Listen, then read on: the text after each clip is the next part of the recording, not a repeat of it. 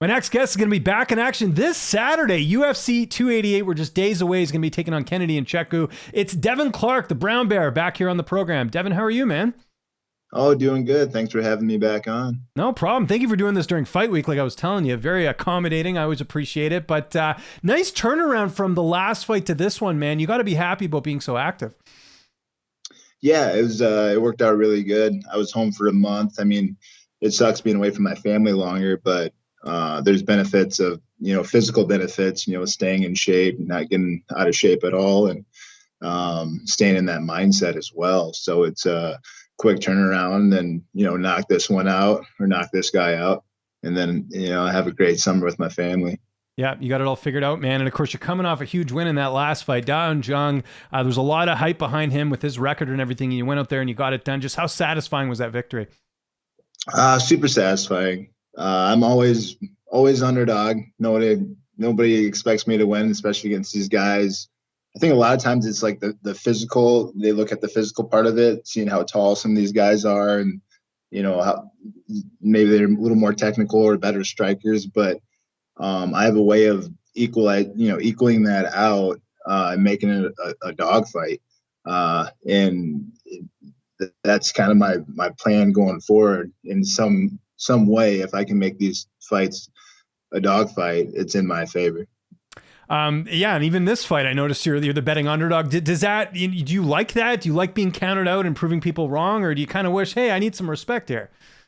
It's kind of a weird deal because when I'm not the underdog, I'm like, it puts me like I'm so used to being the underdog that it kind of takes away from, okay, we're up against everybody. Everybody thinks we're going to lose. It just adds a little motivation.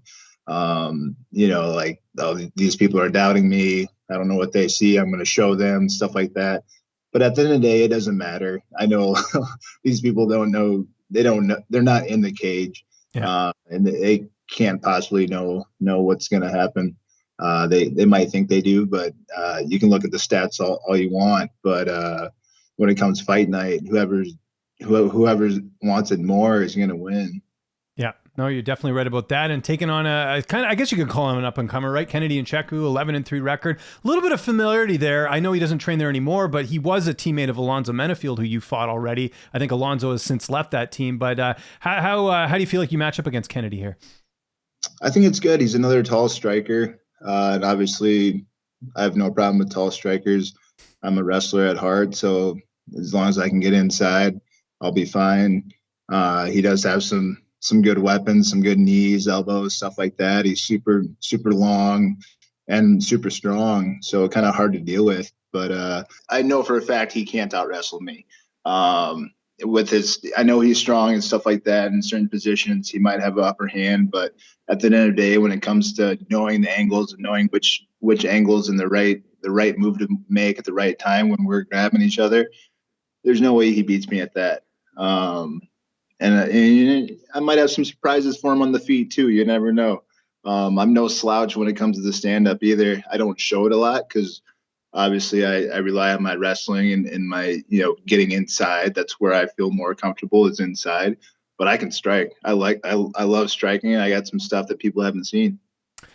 Training camp, obviously it's in the books at this point, but same group of guys you got to work with who are some of the main training partners. And obviously your teammate Curtis Blade just fought, a couple weeks ago. Yeah, Curtis, then Ben Timon, Ty Flores, and Zach Puega. We got a good, it's a smaller big guy room, but then we get together with the whole team, and it's a great team, and we all push each other, trying to get better. Try not to hurt each other too much, but we do push it. And we always have that fun banter back and forth. It just makes it, giving it that competitive spirit a little bit. We'll talk shit to each other quite a bit, and it just, especially going into sparring days and stuff like that, and it just holds you a little more accountable. I found out, so it's really nice. Have you spoken to Curtis since his fight? Obviously, disappointing result. What happened against Sergey Pavlovich? Yeah, I haven't spoken to him yet. He hasn't been back in the gym yet. But yeah, tough loss. Super tough guy he was going against. No, I think Curtis could have won that fight, maybe changing a few things, but that's the fight game. That's the fight game. Yeah. Not the best fighter doesn't always win. Yeah, no, it's yeah. Again, it happens. You got to be good on one night. You can practice for months, and in the gym and stuff, and then you go out there, and sometimes it doesn't go the way you want. That's the fight game. It's tough. Weight. I mean, you used to fight at 85. We always talk about this. Like, I'm sure 205, no big deal. I know you put on some size too. So how is the cut going? We're just a few days away. It's going great. I'm actually pretty small for where I'm usually at this time. I weighed in. I was 218 when I got to the hotel today. Oh, nice. Okay. That's like hardly even a weight cut. And part of that is just I only had a month off in between fight camps, so I didn't gain that weight that I usually gain because I haven't figured out how much I can gain, how much I come down in that a lot of time of fight camp. But this time I didn't get that heavy, so I actually had to eat more calories and stuff like that just because I'm used to that. Because I live in South Dakota yet, and I go to Denver for fight camp, so I'm used to pushing extra hard those couple months and two and a half months in fight camp. So I'm just doing a lot more than if I would live there. So Yep. it was just so it worked out good, and I feel great. I'm strong, fast, and healthy. Who made the trip down there with you? Who's going to be in your corner? We got Ty Flores. I have to, Zach. Have you interviewed Zach? I know Ty as well. I interviewed Ty fought in Unified, and I do interviews for that promotion. So I know Ty and Zach I've interviewed as well. So yeah, so Zach was supposed. I have to give him a little shit about it, but okay, let's hear it. Let's hear it. Zach was supposed to come out at the flights booked and everything like that. And then I think it was last week, beginning last week. He's like, hey, I have this women's self-defense class that it's the last class and I have to be at it. So he's like, he missed schedule. He's like, I won't be able to get out in there until like Friday. I'm like, oh shit. Okay. Well, I guess we'll bring your little brother then. So we got Tyler, stepping in for that corner spot. But yeah, I just thought it was funny that he had a self-defense class that he had to do instead of the fight, but it's all good. I understand. There you go. It's got to get that Google Calendar app. That's how I survive these days, trying to schedule everything. Although I was late for this interview, I did mention that was my fault, but little tech issues there. How's this fight playing out? I know you don't like getting paid by the hour. How's this one going down? I don't know yet. Mm-hmm. Yeah, it's a long fight week, so whatever I come up in my head, I like to be creative, especially fight week. The last few days I've been going over film a little bit more, kind of dialing in, and then that might change a little bit throughout the week. But of course, in my usual style, I need to get in there and I need to control him, and not let the opposite happen.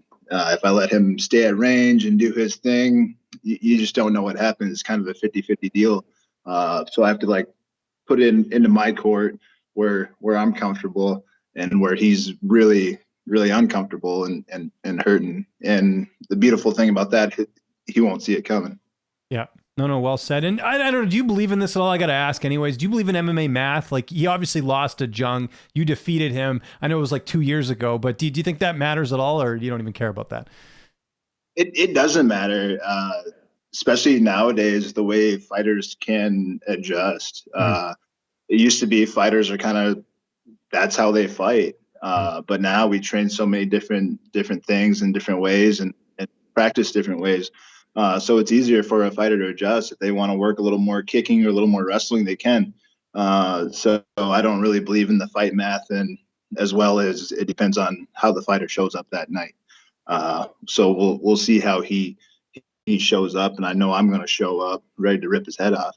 So you mentioned it there, like this is a good kind of schedule for you, right? You just fought, you're going to fight on this Saturday, then you take the summer off, probably get one more in, fall, winter around there. Is that kind of what you're thinking after this?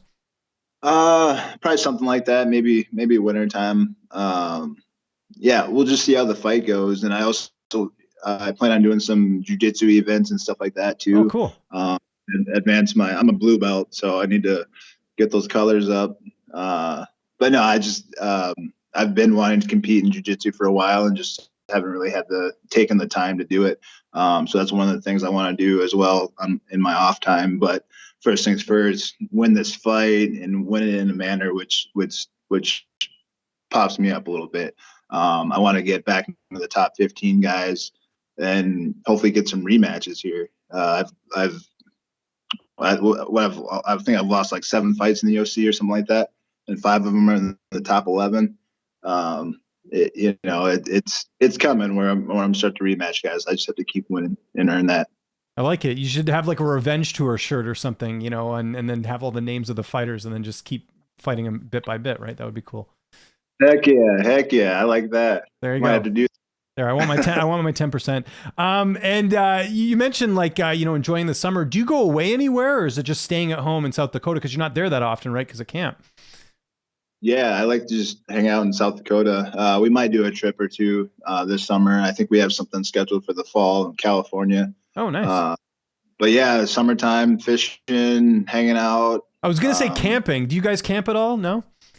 We don't really camp. I know my daughter wants to a little bit, or she thinks she wants to, but I know the deal. She's gonna get like 3 hours into it and be like, "I'm bored" or whatever. Yeah, get out the iPad, right? That's how a lot of kids are these days. That's not really camp. Well, it kind of is, but you just got to stay away from that stuff, right? So.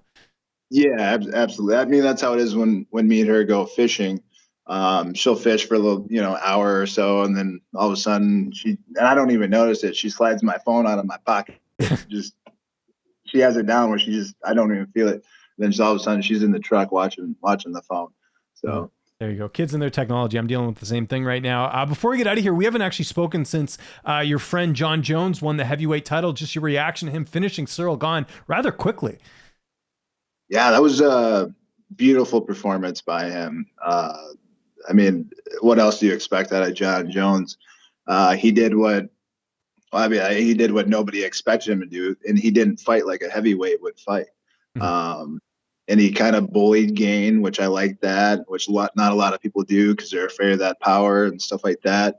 But Jon just went right at him. Then, when it came time for him to adjust, he did, but he didn't force stuff. And like most heavyweights would, he didn't force it and try to knock him out and made it look too easy. Yeah, no, it was incredible. Have you spoken to him since he won the title? I know he's kind of gone dark. We don't even know if he's going to fight Stipe next. I talked to him a little bit, probably a week or two after his fight. But I know he was super, super happy and feeling good about it. And last time I talked to him, he was gearing up for Stipe. So. Yeah, let's hope that happens. And in the meantime, we get to watch you fight on Saturday, man. We're looking forward to it. UFC 288. Devin, if there's anyone you'd like to thank before we get out of here, any sponsors or any social media you want to mention, I'll give you the last word. Yeah, I'm one of my only sponsors, I guess. Dakota Herb back in Sioux Falls, South Dakota. They're a nice little dispensary in South Dakota. They treat me well, and they're doing good things for the community. So shout out to them and all my supporters and everybody that tunes in to watch my goofy ass fight. About to do it again, and it's going to be fun.